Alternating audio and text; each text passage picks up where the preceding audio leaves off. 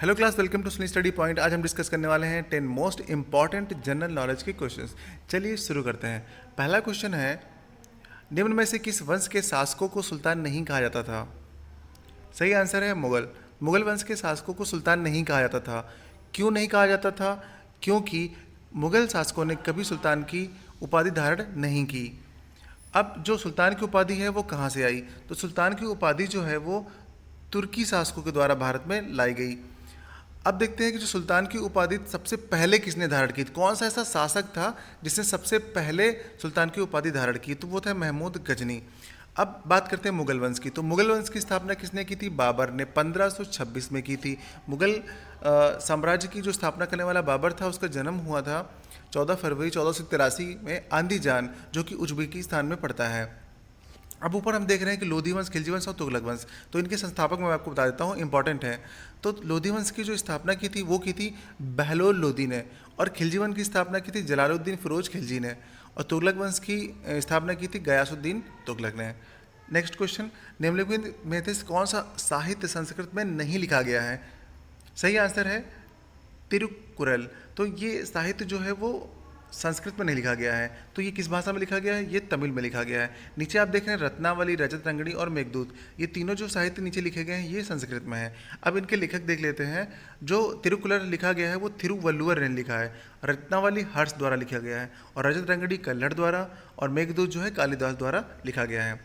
Question number 3, निम्न में से किस प्रजाति को कश्मीरी हिरण कहा जाता है? सही आंसर है हांगुल। तो हांगुल को कश्मीरी हिरण कहा जाता है क्योंकि ये कश्मीर में पाया जाता है। जो आप देख रहे हैं ये ABCD, ये सारी की सारी हमारी हिरण की ही प्रजातियां हैं, लेकिन जो हांगुल प्रजाति है वो कश्मीर में पाई जाती है। और जो हांगुल है इसका साइंटिफिक नेम देखते हैं, सर्वस एलाफस है। क्वेश्चन नंबर 4, निम्न में से किस देश में वर्ष 1986 में यूनाइटेड किंगडम का शासन औपचारिक रूप से समाप्त हुआ?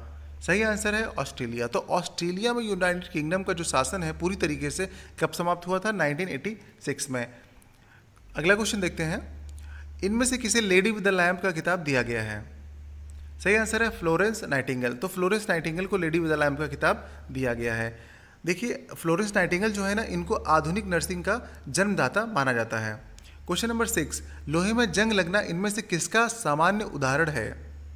सही आंसर है केमिकल चेंज।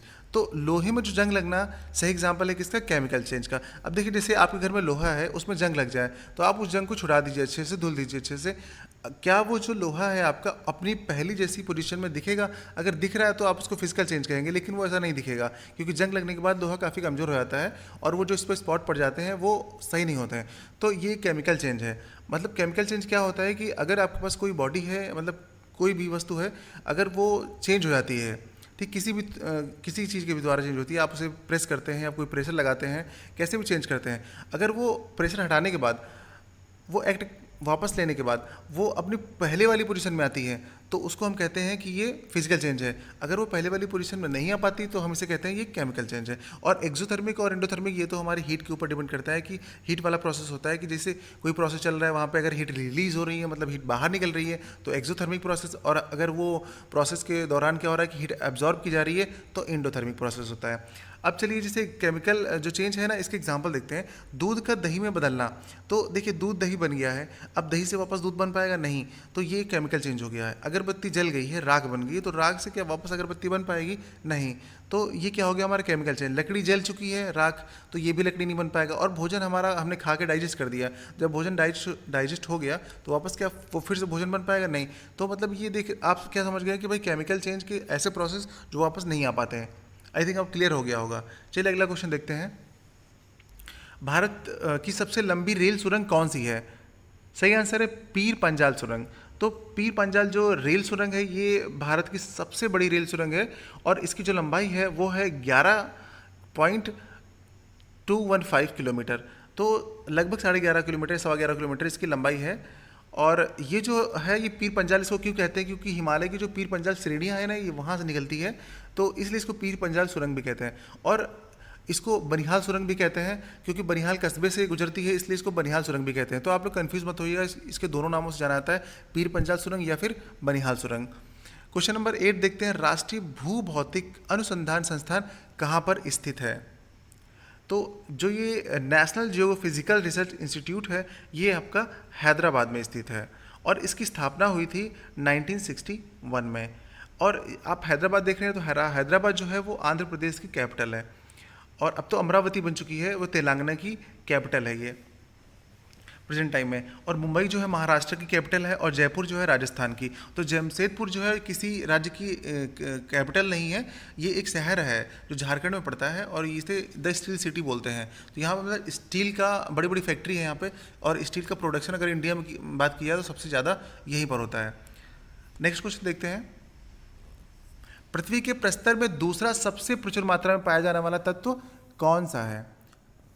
सही आंसर है सिलिकॉन। तो सिलिकॉन जो है पृथ्वी में सबसे मतलब दूसरा ऐसा एलिमेंट है जो सबसे ज़्यादा मात्रा में पाया जाता है। अगर बात की जाए कि पहला ऐसा कौन सा एलिमेंट है जो सबसे ज़्यादा मात्रा में पाया जाता है, तो वो है ऑक्सीजन। क्वेश्चन नंबर 10 देखते हैं।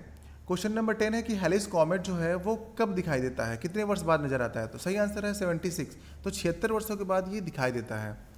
और अब वो कब दिखेगा देखिए, तो अब ये 28 जुलाई 2061 को दिखाई देगा। अब आपसे ये पूछा जाए कि ये कब दिखा था, तो आप क्या कीजिएगा कि जो 76 ईयर दिख रहा है आंसर, इसको क्या कीजिएगा, ये 2061 है ना, इससे आप सब्ट्रैक्ट कर दीजिएगा, माइनस कर दीजिएगा। तो जो डेट निकल के आएगी वही इसका आंसर होगा कि भाई कब ये दिखा था लास्ट टाइम। तो अब ये आप काम आपके लिए है, आप कर लीजिएगा।